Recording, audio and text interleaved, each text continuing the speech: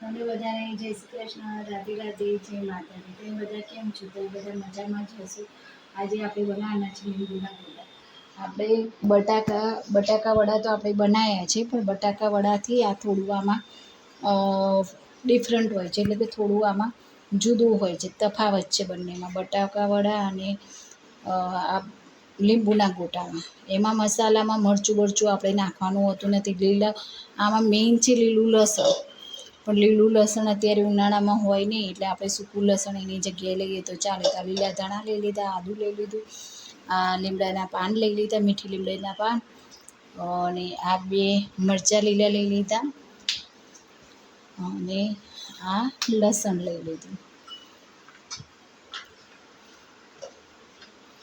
અને આ આપણે સાકર લઈ લીધી, સાકર ખડી સાકર છે એ આપણે લઈ લીધી. હવે આપણે એમાં તલ, જીરું અને વરિયાળી એ લઈ લીધું છે તળેલું. પછી આપણે મીઠું, સ્વાદ અનુસાર મીઠું લઈ લઈશું. મસાલા જેટલું લઈશું, પાછું માવું મિશ્રણ તૈયાર કરીશું તેમાં થોડા મસાલા કરવા પડશે, એટલે આપણે વધારે નહીં લઈએ, આ મસાલા જેટલું લઈશું. અને આમાં પછી આપણે માવું કરશું ત્યારે એમાં લીંબુનો રસ નીચોવી દઈશું તો એ ચાલશે, ને આમાં બી નીચોવશો તો પણ લીંબુનો રસ કાઢશો તો પણ ચાલશે. આપણે 6-7 બટાકા લઈ લીધા છે, એને બાફી દીધા છે, એને છાલ કાઢી દીધી છે. હવે આને આપણે મેશ કરી દઈશું, એટલે કે આને ઝીણા કરી દઈશું.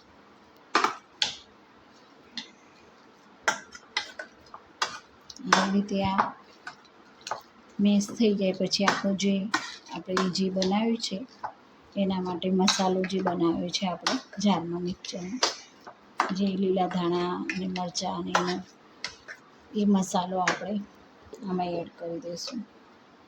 આ જે મસાલો આપણે બનાવ્યો છે એ મસાલો આમાં એડ કરી દઈશું.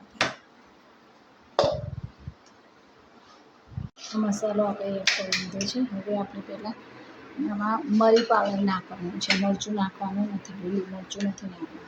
તો આ મરી પાવડર છે ને, મરી પાવડર આપણે અડધી ચમચી જેવું મરી પાવડર લઈ લઈશું. અડધી ચમચી, આ ચમચી છે અડધી ચમચી જેવું મરી પાવડર લઈ લીધું. તમે સ્પાઇસી વધારે ભાવતું હોય તો તમે વધારે લઈ શકો છો. આમાં હળદર લેવાની નથી, આપણે મીઠું લેવાનું છે. આપણે પહેલાંમાં તો નાખ્યું હતું મીઠું, પણ આમાં પણ બટાકાના ભાગનું મીઠું આપણે નાખી દઈશું અડધી ચમચી જેટલું. હવે આપણે આમાં લીલા ધાણા ઉમેરી દેવાના છે. લીલું લસણ તો છે નહીં, પણ લીલા ધાણા ઉમેરી દઈશું.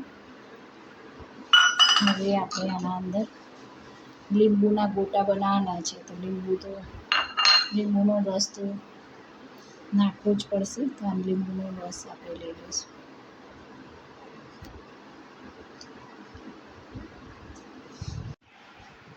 એક લીંબુ છે એને ચોળી દીધું છે આપણે.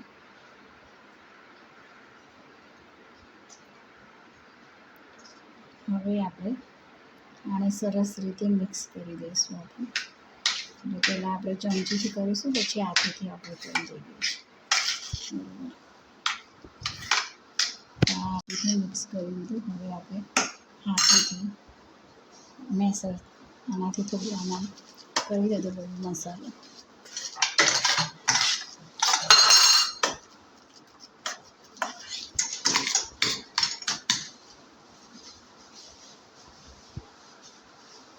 હવે આપણે હાથેથી કરી દઈશું. આપણું મિશ્રણ તૈયાર થઈ ગયું છે. બટાકાનું મિશ્રણ છે એ આપણે આવી રીતે જે પણ બટાકાનું હોય એ ઝીણા કરી દઈશું, એકદમ મેશ કરી દઈશું. બટાકા એકદમ મસ્ત માવો તૈયાર કરી દઈશું. પછી આના બોલ પાડી દઈશું આપણે, અને પછી આપણે ખીરું બનાવી દઈશું. તો આપણું મસ્ત મજાનું મિશ્રણ તૈયાર થઈ ગયું છે લીંબુના ગોટા માટેનું. આપણે આ ગોળા બનાવી દીધા છે બટાકાના. લીંબુના ગોટા બનાવવા માટે બોલ તૈયાર કરી દીધા છે બટાકાના. હવે આપણે આમાં મીઠું નાખીશું. તો મીઠું આપણે નાખ્યું આના લોટના ભાગનું, ખીરુંમાં હળદર અને મીઠું જ નાખીશું. તો આ 5 ચમચી જેટલી હળદર લઈ લીધી છે. અને મીઠું લઈ લીધું સ્વાદ અનુસાર. નાની ચમચી એક આટલી નાની ચમચી એક લીધી છે. હવે આપણે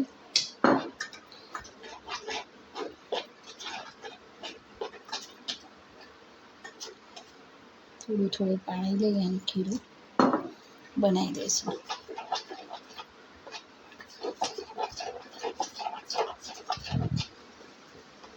આપણે આવી રીતે આને લોટમાં ખીરું બનાવ્યું તેમાં પલાળી દીધું છે, એટલે ડીપ કરી દીધું છે. હવે આવી રીતે આપણે આમાં મૂકતા જઈશું.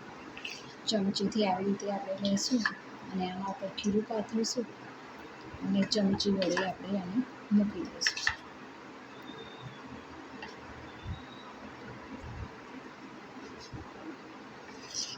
આવી રીતે લઈ અને આપણે આવી રીતે આને અંદર મૂકી દઈશું.